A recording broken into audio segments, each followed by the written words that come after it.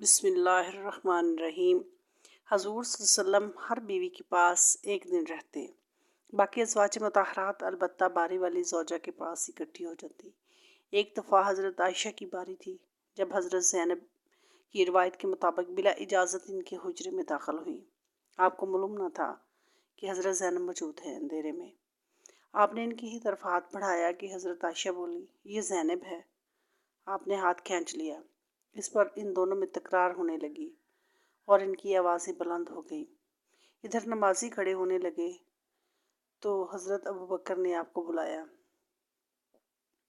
حضرت عائشہ بولی، ابھی نماز ادا کرنے کے بعد میرے والد مجھے خوب ڈانٹیں گے۔ ایسا ہی ہوا۔ حضرت ابوبکر نے انہیں سختی سے ڈانٹا۔ تم حضرت صلی اللہ علیہ وسلم کے سامنے اس طرح بولتی ہو؟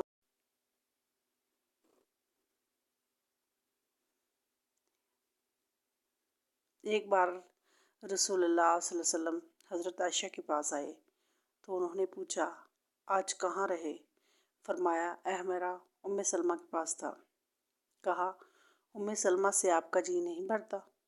مجھے بتائیں، اگر آپ ایک وادی کے دو کناروں پر اتریں، ایک سے گھاس چرا لی ہوگی اور دوسرے کنارے پر کوئی گھاس کھانے والا نہ ہو، آپ جانور کہاں چرانا چاہیں گے؟ فرمایا، وہ جس کا سبزہ چکھا نہ گیا ہو۔ میں آپ کی دوسری عورتوں کی طرح نہیں، میرے علاوہ ہر عورت دوسرے مرد کے پاس رہی ہے۔ حضور صلی اللہ علیہ وسلم مسکرا دیے۔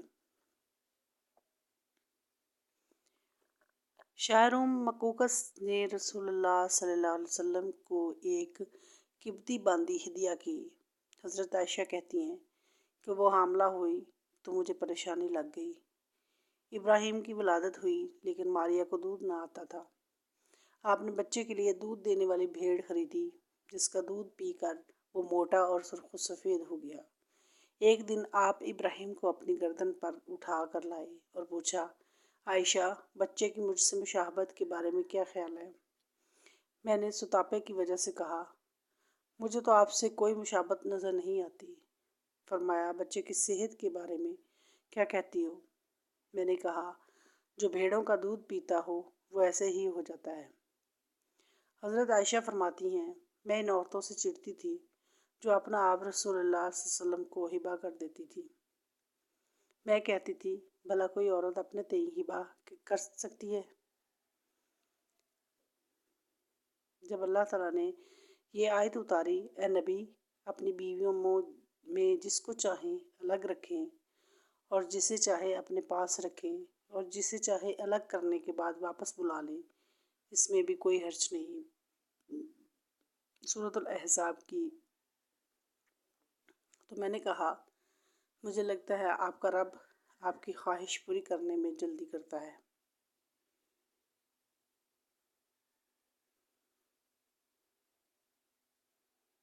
ابن حجر کہتے ہیں، کئی صحابیات نے اپنی جان رسول اللہ صلی اللہ علیہ وسلم کو بخشی مگر آپ کسی ایک کو نکاح میں نہ لائے کیونکہ یہ آپ کی منشا پر موقوف تھا، بشرطے کہ نبی صلی اللہ علیہ وسلم اس کو اپنے نکاح میں لانا چاہیں۔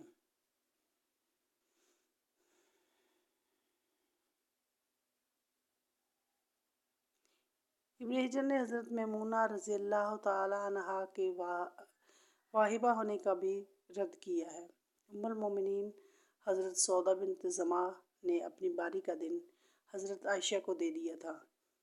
چنانچہ حضور صلی اللہ علیہ وسلم حضرت عائشہ کے ہاں 2 دن قیام فرماتے۔ حضرت عائشہ فرماتی ہیں، سودا کے علاوہ کوئی عورت ایسی نہیں کہ میرا اس جیسے طور طریقے اختیار کرنے کو دل چاہے، مگر ان میں بھی تندی تھی۔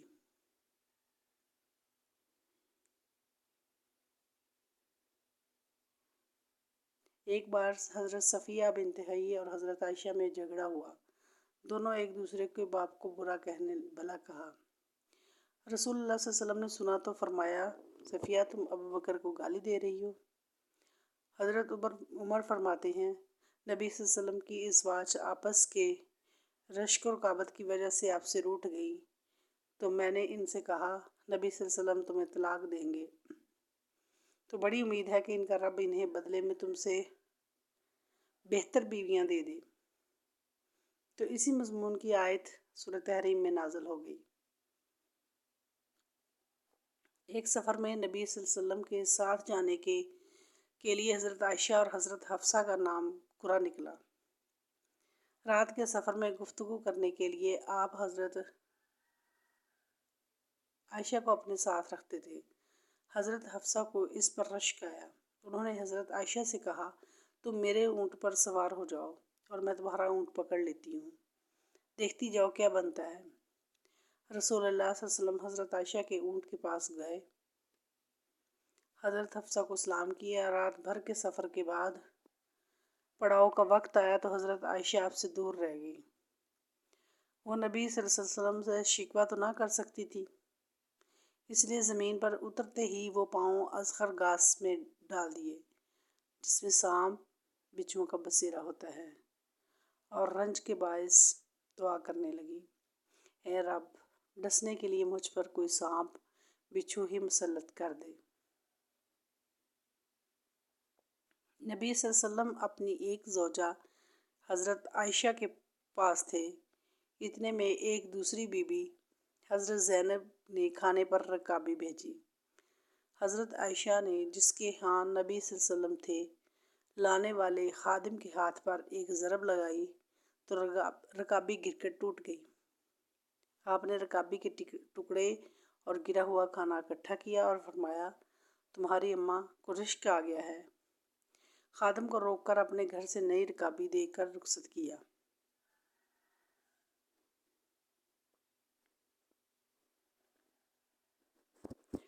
حضرت عائشہ صدیقہ رضی اللہ تعالیٰ عنہا فرماتی ہیں کہ ایک رات سوتے وقت میرا جسم آپ صلی اللہ علیہ وسلم کے جسم سے مل گیا۔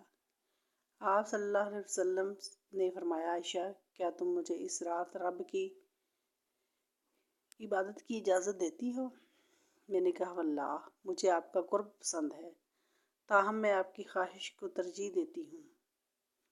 پھر آپ صلی اللہ علیہ وسلم نے قیام کیا اور رو رو کر قرآن پاک کی تلاوت کی، حتیٰ کہ آپ کندھے مبارک بھیگ گئے تھے۔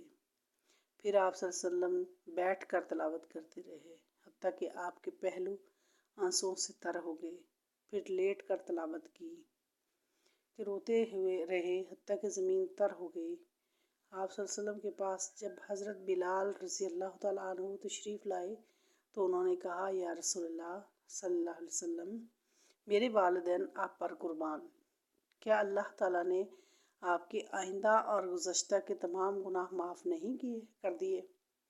فرمایا، بلال، پھر میں شکر گزار بندہ نہ بنوں؟